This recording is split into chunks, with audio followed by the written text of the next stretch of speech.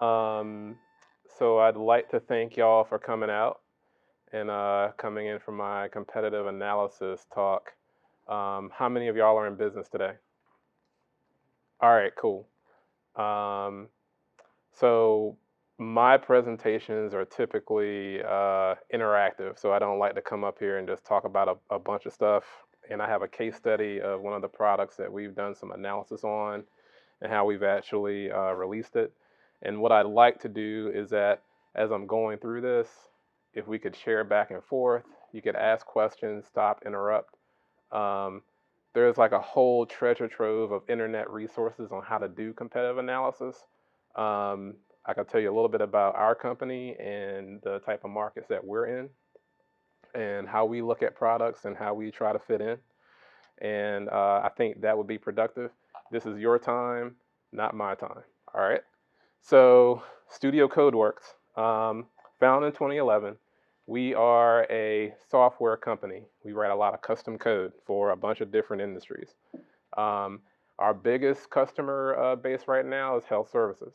And like a lot of other companies, we do some stuff in AI and machine learning. We are a privately held corporation with two other subsidiary businesses as well, commercial, government, and an interactive division that we build video games with. And that's really what we're going to talk about for our case study today, because one of our most challenging things. A little bit about me: author, speaker, nerd, and inventor. Um, I got lots of stories to tell, a lot of stories to tell. I've been doing this since I was 7. I was one of those computer nerd kids. Parents got him a computer. Um, NASA at 16, got some TEDCO money as our first round of money ever in this state. And I worked for a bunch of household names and didn't like working at any of them, so I founded my own company. So competitive analysis. All right. So everyone has like the next best idea. I work in software. It's like, we want to save the world too. And so it's like, I got the next Facebook idea too. And so what's really compelling is that everyone has the next best Facebook. And have y'all heard of Cookout? At a Minority Innovation Week, and y'all haven't heard of Cookout. It's a new app written by women, black women, and it is a social networking platform for people of color. And they title it Cookout, which I thought was brilliant. Um, and so they are going up against Facebook. And so everyone has this idea and they want to produce it, but then we just kind of throw them out there and not really put a lot of thought after it. Um, after doing this for a few years, uh, I'm always like, don't do it. like really, like, you just shouldn't do it. Um, and that's because like the barriers to entry are very, very high in everything that we do. Like we are in a very competitive marketplace. Chinese companies are spitting out applications and AI like it's just like it's water. And so if you're trying to put together a product, you really should be very, very narrowly focused. I personally think that there is a huge opportunity for people of color right now because now people's like, oh, these people really got money to spend. And so I think you'll see more applications out there.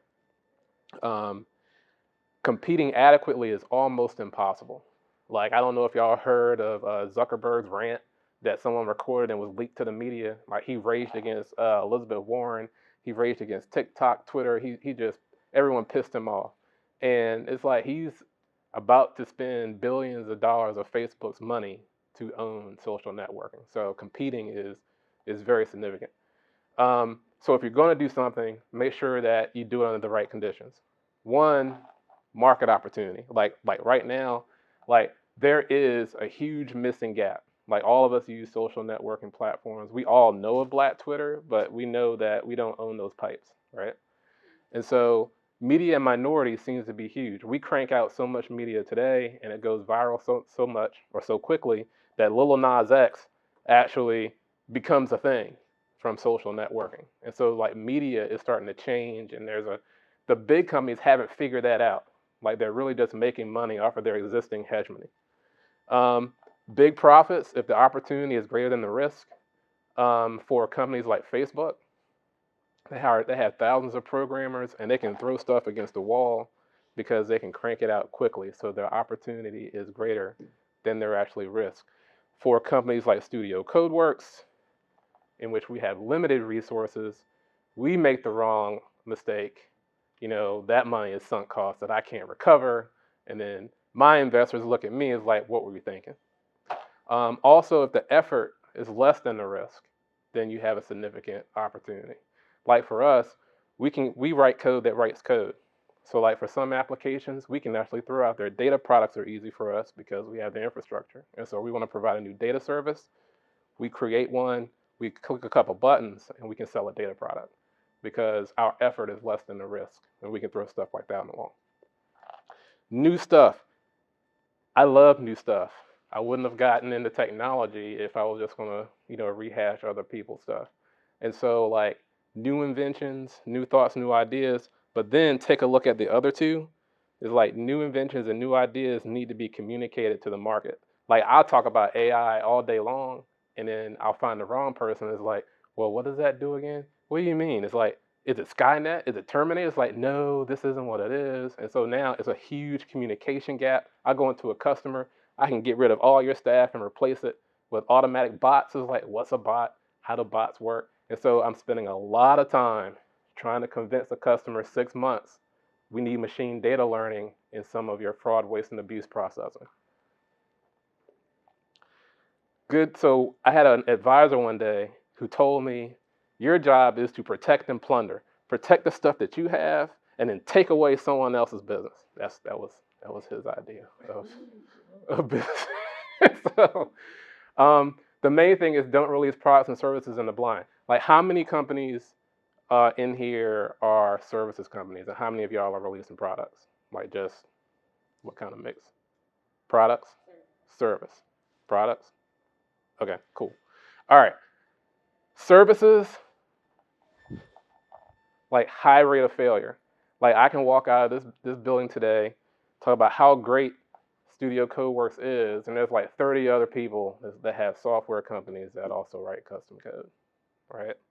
And so we're going to talk a little bit about messaging in a moment.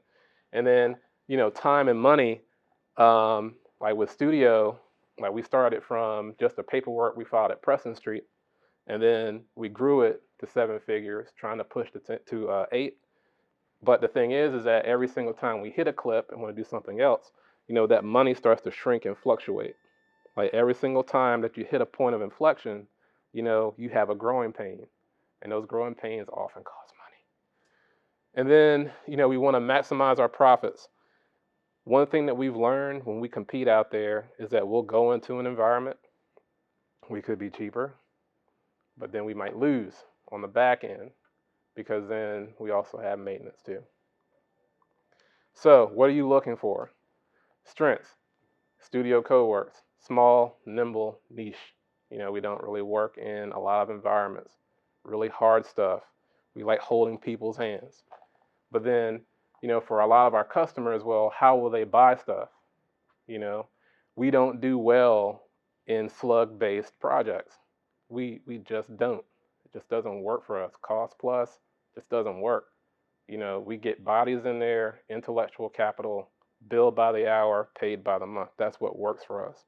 And so there are other people in there who have lots of debt that they can carry, and they can do those cost plus and slug-based payment projects. We're going to lose every single time, when we compete against them. So we know where we often compete and how we work out. And then, where are these people? We work in tech. I work in tech.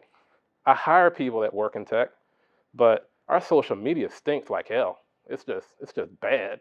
It's just really bad. And I always tell people, it's like, I don't need to know how it works. I implement this stuff for a living. I don't care how Facebook works. I implement Facebook, right? And so what works best for us is that once we get in, show our past performance, then we make our pitch. That's how we spend our time. That's how we compete. When we come in, it's like, hey, we talked to SES or we talked to T-Rex, and they said this. Is like, well, you should talk to us. And then when we come in there, we know how to communicate things a little bit differently, and that's how we compete. If this doesn't make any sense, you can stop me, because you can find out this stuff on the internet, but I'm just trying to be different. So, different ways: company analysis, product analysis. I'm going to spend a little bit of time on company analysis, but The case study is really about products. So, background. Who was the founder? You know, their financials. A lot of this stuff you can kind of piece together.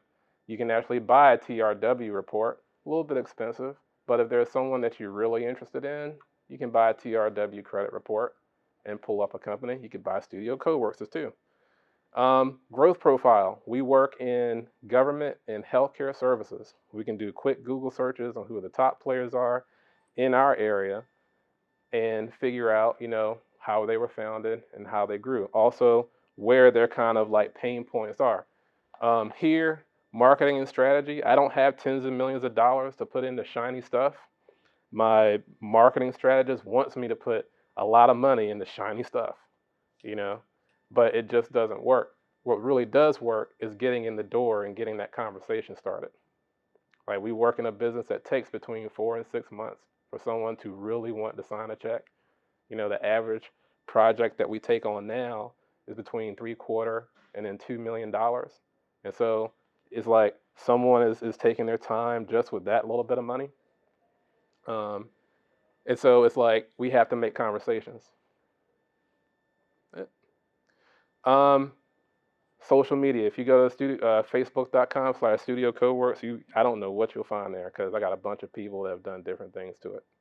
But for the average company, what is their message and what is their mission? We're going to talk a little bit about mission in a second. Here's something that I really enjoy because I like talking to people. Social engineering. And so one thing that I really get a kick out of is that I like finding out who has worked with the people that we're either competing against or that we want to partner with. And I'll talk to them and have a conversation. I'll go to Starbucks with them. It was like, hey, how was it working with Evolver? It's like, well, I know so-and-so that's there. This is kind of what we do. This is how we're aligned. This is how we differ. This is why we can do this at this rate and this speed. And you can call them up too, because in this area, Baltimore, Washington, D.C. corridor, it's incestuous. I've worked with companies on one contract and worked opposed to them on another contract. The person that I lost to today is someone that's asked to partner with me tomorrow. Questions? Anything? Is this good? Okay, all right.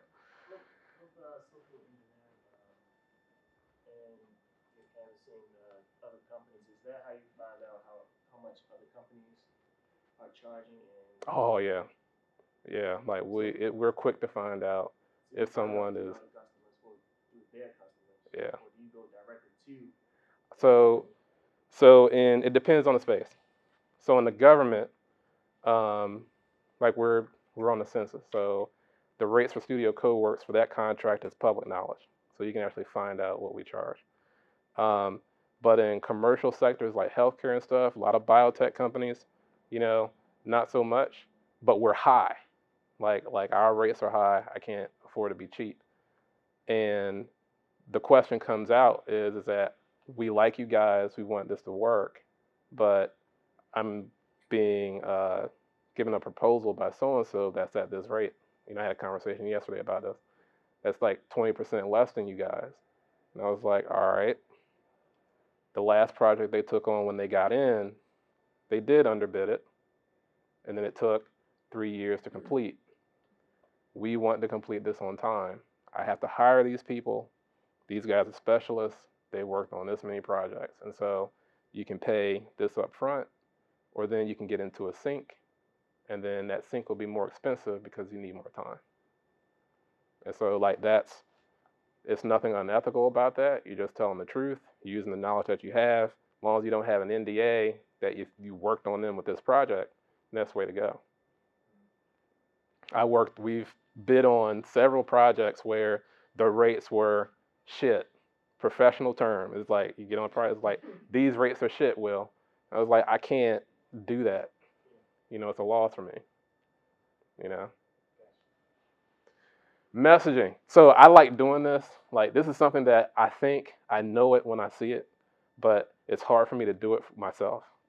And so Studio Coworks' first statement First mission statement was technology, products, and services for the benefit of all mankind. Not bad, right? Pretty inspiring. Inspiring. That's our mission. That's really why I get up in the morning. My wife said, it's too long. What was that? My wife said, that's too long.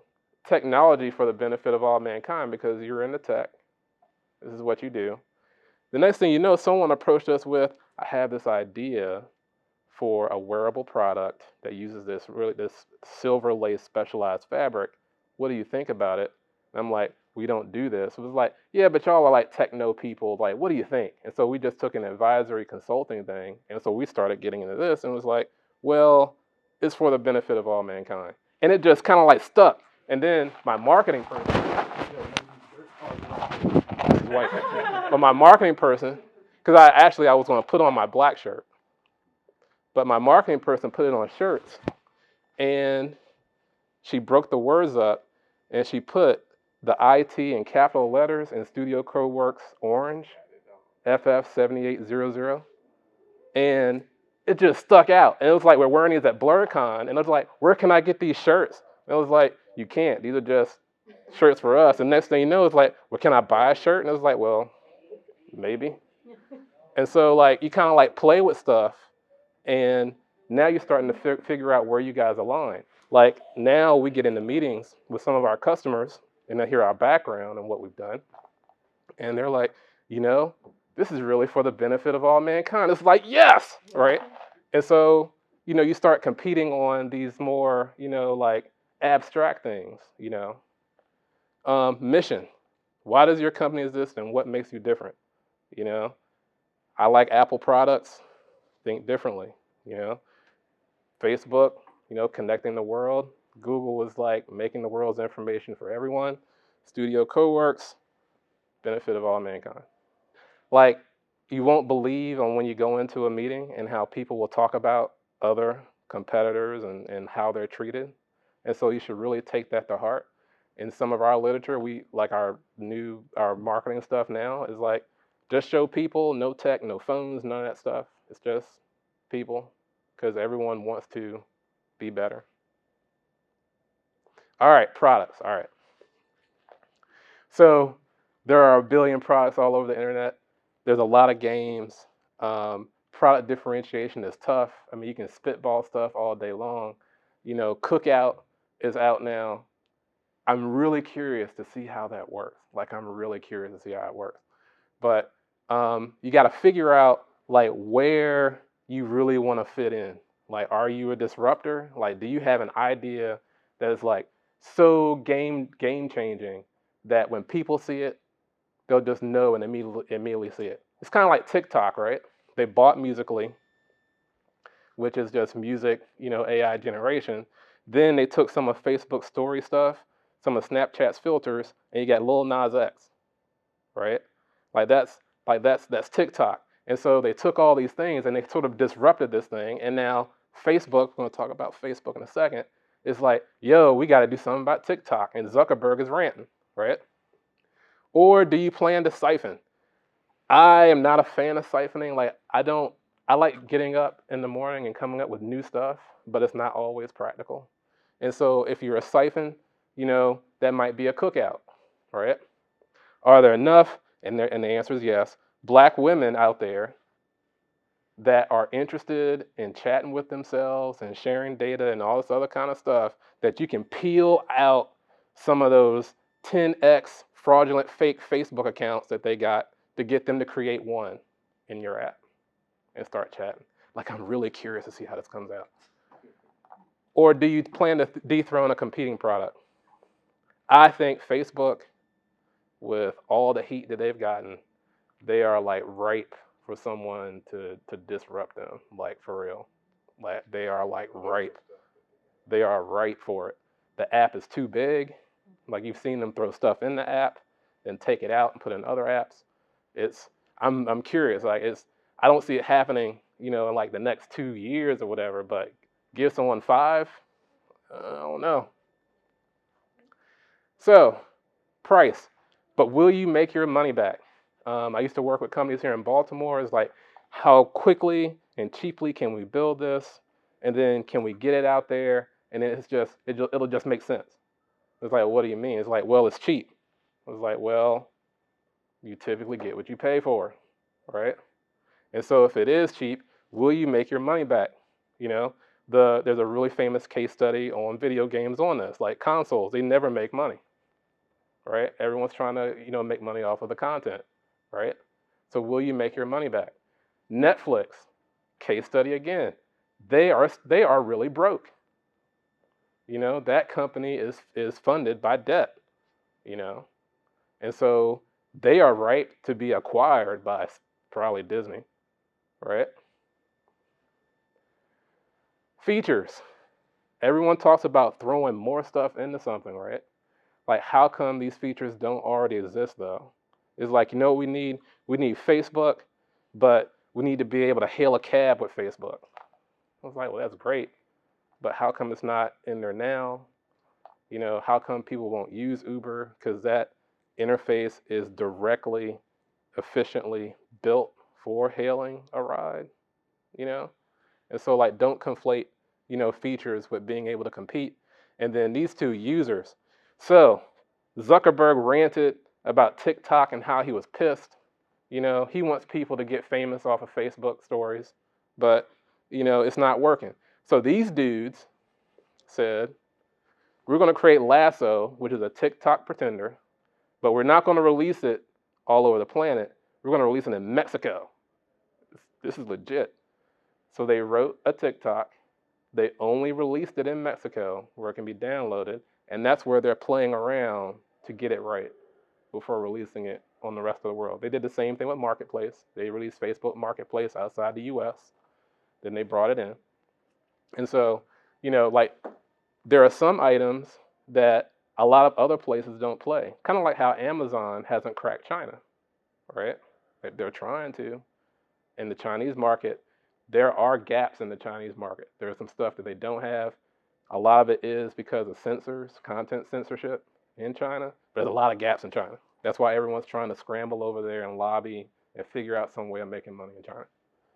And then I love liquor. Like, I just love liquor because it's hard to buy like a bad, crappy liquor. Like right now, like everyone has purification facilities, everyone can distill. And so George Clooney, Casamigos, it's just like any old regular tequila, right? But the packaging that it's in, it's like, it's like some for real Mexican dudes had just took all the agave and just made like some really killer tequila. But it's like, you put them side by side, you'll never know. My wife and I are doing a gin off right now. We made our own gin, right? And so I think my gin is better. Personally, it has lemongrass essence in it. But, we're going to put them in different bottles, and we're going to see what's going to happen. We're going to do our own experiment, right? But yeah, liquor. It's like, it's just amazing and fascinating. So you can take some of the same stuff, repackage it, and people think that they have a new or unique experience. Cupcake Diva. So I love playing video games. All my life, I played games. I've written software. I was like, I want to write my own stuff. I want to write my own game. And so, yes, not the company. The CEO wanted to build a game. And sometimes I get beef. But yes, I wanted to build a game. But I wanted to learn. Everything I do is I try to learn what I'm doing. And so I didn't just want to rush out there and my Uber driver likes Need for Speed. I didn't want to build this huge, expansive game. I actually needed to learn how to make a game, how to market it, all that stuff. And so we were like, Candy Crush. A 10-year-old can write Candy Crush. So let's make a match 3 game and trick it out, right? And so we actually did this. It was like, we just can't release Candy Crush. There's Bejeweled, Bedazzled, Candy Crush, you name it. There's like 30,000 match 3 apps in the App Store. You just can't do one, so how are we going to do it? And so we knew that Candy Crush was going to dominate. We weren't going to try to dethrone them. We even took a look at their trademarks because it's Cupcake Diva. It was like, well, we can't trademark that. We can't trademark that. And so we trademarked Cupcake Diva Quest. Then we trademarked it with merchandise, videos, and comic books. That's where we trademarked our stuff. And and so we took a look at it. It's like the payoff is actually very, very high. You know, there are people who play Candy Crush and the other ones too because the graphics are different, the flashy lights are different, the music's different. And ads are theoretically easy money. The ad market now is getting worse and worse because there's like way too many eyeballs on the internet, and so it's starting to get really cheap. And so we thought there's a lot of frameworks out there. We can download a framework. We took classes on how to write games for the mobile market. So we thought that the effort, is less than the risk, you know. And plus, we do have lots of experience with software development. For anyone who's paying attention and you're sending your kids to write Python or using Game Maker Pro, is that writing software and writing game code, two different things, two entirely different thought processes, paradigms, ideas, you know. So keep that in mind. So how could we compete? We thought we could compete on gameplay. So we took a look at these games. We downloaded like 10 of them, right? And we played through them. It's like they all have the same pattern. You flip an object, the object flips around, and it performs the match that way. It was like, well, we're smart people. How can we do this differently? And so it's like, we're going to do gem swiping instead of gem selection. So ours is you have to do this. And it's like the dumbest, most addictive thing on the planet. It's like, you know what? You find the like ones, and flashing lights, and it's like you should try it. It's like the word game, where you have to type Correct. Exactly. But then it's like, you know what? These games are kind of too easy. Like, can we do something a little different? So we made it hard as hell. And actually, we made it hard AF is what we made. She's wearing headphones. And so we first started using some AI tech to actually model the game. We used cellular automata to actually generate the board and then have you compete against players in the same domain, but no one had the same actual pattern. It was actually pretty ingenious. And it was really difficult. And so, really good story. So I met this lady from Disney Interactive at a conference. And I was like, we're making this game. Really like you to check it out. And so she came to DC, had this big meeting with all of our people, and was like, here, play this. And so she played it, and she was like, all right, y'all are doing something different. It's hard as hell, but, here's what you guys can do. And so we actually did what she said. And so one of the things that we did was like, this game is hard as hell. It ain't gonna fit in the US market with people who are just spending their tedium playing this game. So we released it in Asia. And it's like, that's where the hard as hell games are actually played. They're actually played in Asia. They like being challenged. We do make money off of in-app purchases. And then we had some news coverage. And so we were 20th in the App Store when we released. And that was like, man, that's like so awesome.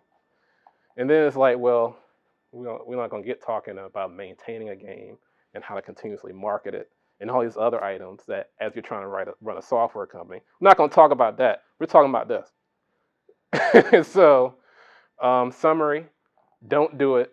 Like really, like if you're trying to release a new product, like really think hard about where you're going to spend your efforts. Cupcake Diva took 3 years to build. 3 years, right? And we're just starting to really recover, but now we have other games. We can crank out a game now in like 6 months. Understand the right conditions. Like, is there a solid market for this? Will people buy it? Is it new stuff? Is it really innovative? That sort of thing. And then, find strengths and weaknesses. Our strength is that we come in and we do the pitch. That's where we're really good and solid. We talk about our past performance. Once we get that meeting, we're really good. Outside of that, we stink. Like I'm being honest on how we work. And then know where you compete. We're in an incestuous market in DC Baltimore corridor. The people we work with today will be competing against tomorrow. Like how are we going to make that play out? Who do we want to partner with today? And then how you're positioned and know your tolerances. Like there are some things that I just can't continue down the path of. I don't like, spending money in a sink. Other people have money to burn. I can't burn money on marketing. and flashy stuff. You know, my marketing person, she does brilliant work, and I write paper. I journal in a paper journal, and I love paper, but I'm like, this is way too fancy, and we're just gonna give it to these fools that's either gonna give it to their 10-year-old and let them doodle on it or something like that. And that's it. That's it. Any questions? Hopefully that was helpful and wasn't canned competitive analysis. Yes, sir.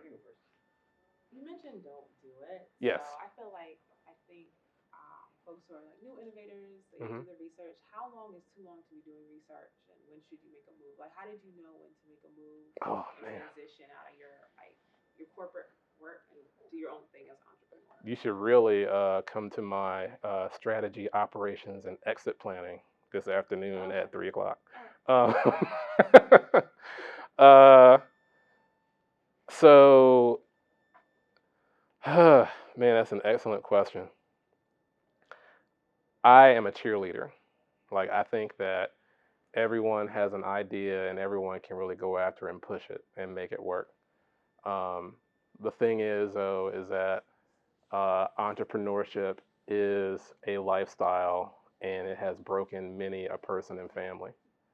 And so when I say don't do it, it's not that I'm up here saying it's like, yeah, I've done this thing and I can't imagine doing anything else with my life, and I'm telling you not to do something. It's that really, really consider, what your pain points and tolerances are when it comes to money, friendships, time and just doing other things. If you're really doing this right, you have to make some sacrifices and shuffle, and so I think that time is, I call it an awakening, is that you kind of wake up one day and you're going to work and it's like,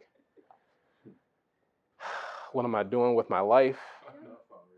And I know what they're billing me at, and I see a fraction of that, and I make better decisions than these people.